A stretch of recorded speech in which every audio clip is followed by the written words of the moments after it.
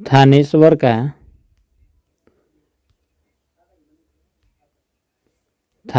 का पुष्यभूति वर्धन वंश। पुष्यभूति वंश का संस्थापक पुष्यभूति था। पुष्यभूति वंश का संस्थापक पुष्यभूति था। प्रभाकर वर्धन इस वंश का प्रभावशाली शासक था। प्रभाकर वर्धन इस वंश का सबसे प्रभावशाली शासक था। अगला पॉइंट है, राजवर्धन की मृत्यु के बाद हर्षवर्धन थानेश्वर की गद्दी पर बैठा। राजवर्धन की मृत्यु के बाद हर्षवर्धन थानेश्वर की गद्दी पर बैठा। हुएनसांग हर्ष को शीलादित्य के नाम से संबोधित करता है। हुएनसांग हर्ष को शीलादित्य के नाम से संबोधित करता है। हर्ष ने शशांक को पराजित कर कनौज पर अधिकार किया। हर्ष ने शशांक को पराजित कर कनौज पर अधिकार किया। एहोल प्रस्ती के अनुसार हर्ष एवं पुलकेशिन द्वितीय के बीच नर्मदा नदी के तट पर युद्ध हुआ। एहोल प्रस्ती के अनुसार हर्ष एवं पुलकेशिन द्वितीय के बीच नर्मदा नदी के तट पर युद्ध हुआ। अगला पॉइंट, हर्ष के पूर्वज शिव एवं सूर्य के उपासक थे। हर्ष क्या थे? हर्ष के पूर्वज शिव एवं सूर्य के उपासक थे। हर्ष के पूर्वज शिव एवं सूर्य के उपासक थे। परंतु हुएनसांग से मिलने के बाद हर्ष बौद्ध धर्म की महायान शाखा को राजाश्रय दिया।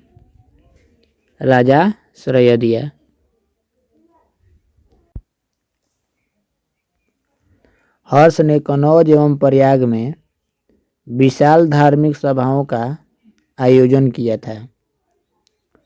हर्ष का दरबारी कवि बाण भट्ट ने हर्षचरित एवं कादम्बरी की रचना की थी। हर्ष का दरबारी कवि का नाम था बाण भट्ट। हर्ष का दरबारी कवि का नाम था बाण भट्ट ने हर्षचरित एवं कादम्बरी की रचना की थी।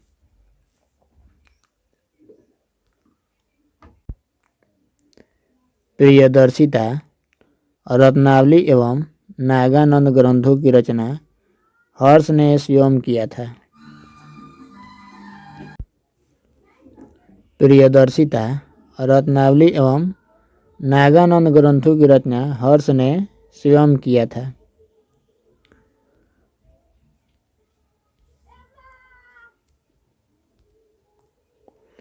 हुएनसांग का भारत वर्णन।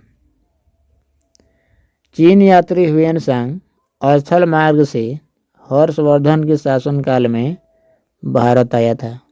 चीनी यात्री हुएनसांग स्थल मार्ग से हर्षवर्धन के शासनकाल में ही भारत आया था। चीनी यात्री हुएनसांग हर्षवर्धन के शासनकाल में भारत आया था।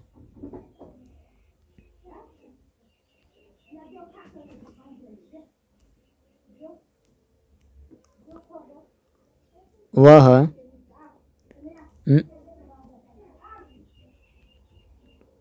नालंदा के बौद्ध विश्वविद्यालय में पढ़ने और भारत से बौद्ध ग्रंथ संग्रह करने के उद्देश्य से भारत आया था।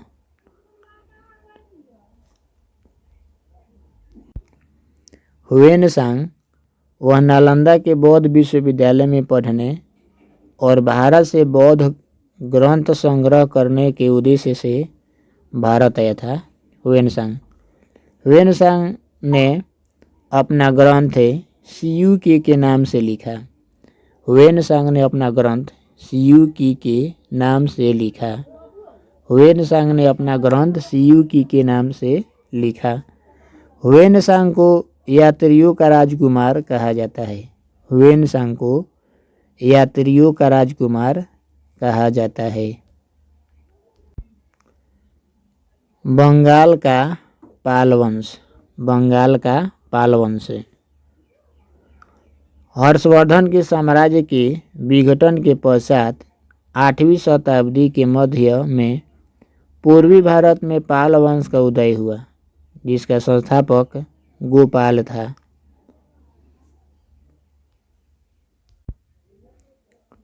गोपाल के बाद उसका पुत्र धर्मपाल सिंहासन पर बैठा। उसने कनौज पर आक्रमण कर चक्रायुध को कनौज का शासक नियुक्त किया और उत्तरा पथस्वामीन की उपाधि धारण की। अगला पॉइंट, धर्मपाल बौद्ध धर्म का अनुयायी था। धर्मपाल क्या था? बौद्ध धर्म का अनुयायी था। धर्मपाल क्या था? बौद्ध धर्म का अनुयायी था। उसने भागलपुर में विक्रम विश्वविद्यालय तथा सोमपुर महाविहार की स्थापना की।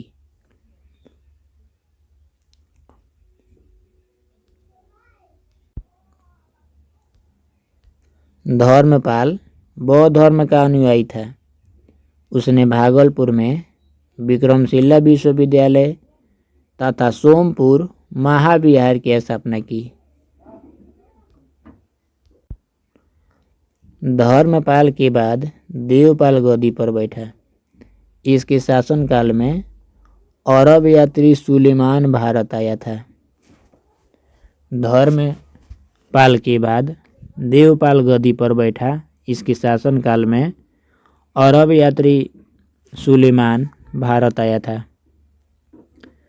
जावा के शासक बालपुत्र देव के आग्रह पर देवपाल ने नालंदा में बिहार हेतु 5 गांव अनुदान में दिया।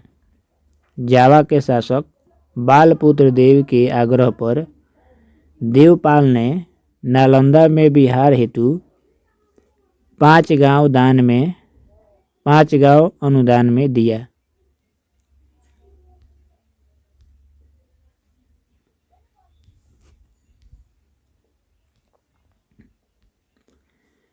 महिपाल के शासनकाल में चोल शासक राजेंद्र चोल ने बंगाल पर आक्रमण किया और पराजित किया। महिपाल के शासनकाल में चोल शासक राजेंद्र चोल ने बंगाल पर आक्रमण किया और पराजित किया। महिपाल को पाल वंश का द्वितीय संस्थापक कहा जाता है। महिपाल को पाल वंश का द्वितीय संस्थापक कहा जाता है। बौद्ध विद्वान सांतरिक्षित एवं अतीत दीपांकर पाल वंश के शासनकाल में ही तिब्बत गए थे। सेन राजवंश की स्थापना सामंत सेन ने राय नामक स्थान पर की। सामंत सेन का उत्तराधिकारी विजय सेन था। श्रीहर्ष नामक कवि ने उसकी प्रशंसा में विजय प्रस्ति काव्य की रचना की। बलाल सेन विजय सेन का उत्तराधिकारी था। बलाल सेन विजय सेन का उत्तराधिकारी था। बलाल सेन को बंगाल में जाति प्रथा तथा कुलीन प्रथा को संगठित करने का श्रेय प्राप्त है। बलाल सेन ने दानसागर ग्रंथ की रचना किया था। बलाल सेन ने दानसागर ग्रंथ की रचना किया था और अद्भुत सागर की रचना को प्रारंभ किया था, किंतु उसे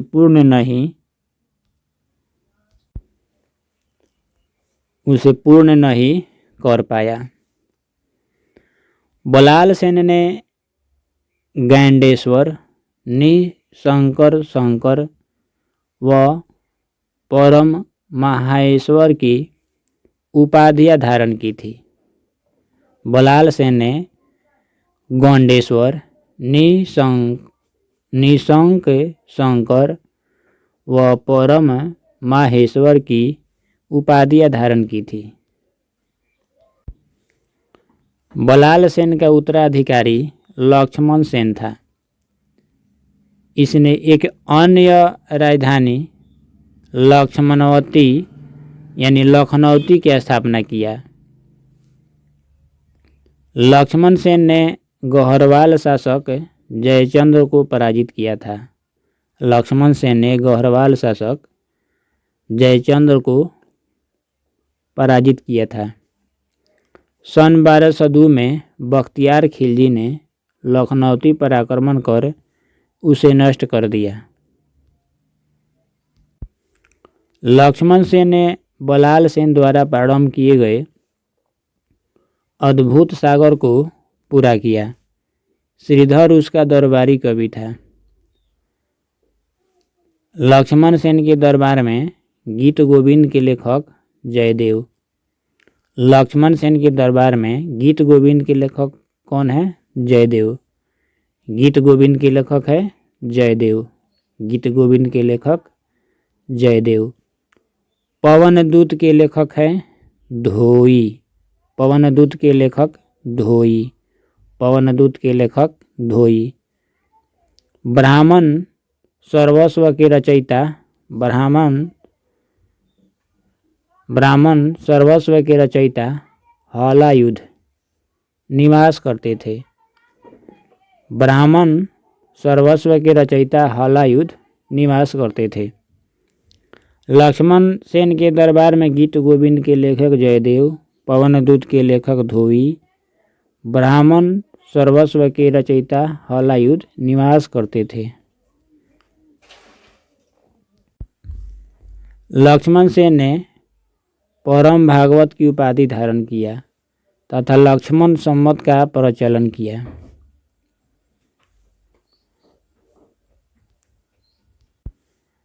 स्थान, राजवंश, प्रमुख शासक और उपलब्धि।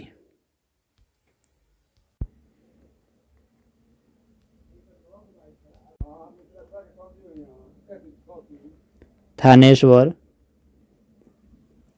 थानेश्वर के राजवंश है पुष्यभूति।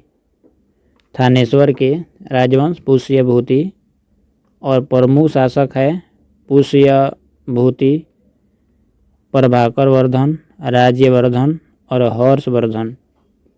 उपलब्धि है विशाल राज्य स्थापित किया, बौद्ध धर्म को प्रश्रय दिया। वल्लभी। वल्लभी के राजवंश मैत्रक। वल्लभी के राजवंश मैत्रक और प्रमुख शासक भट्टार्क, धरसेन, ध्रुवसेन प्रथम, धरणपट गुहसेन, शिलादित्य प्रथम। और इनका उपलब्धि है गुप्तोत्तर काल के नवोदित राज्यों पर सबसे लंबे समय तक शासन किया।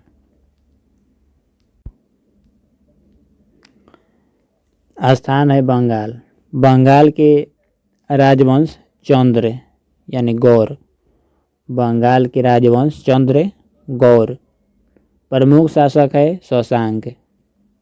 और उपलब्धि है इनका थानेश्वर एवं कन्नौज शासकों से इसकी शत्रुता थी। मगध। स्थान मगध। मगध के राजवंश है परवर्ती गुप्त। मगध के राजवंश परवर्ती गुप्त और प्रमुख शासक महासेन गुप्त, देवगुप्त, आदित्यसेन। उपलब्धि है इनका मौखरियों से राजनीति की प्रतिद्वंदिता।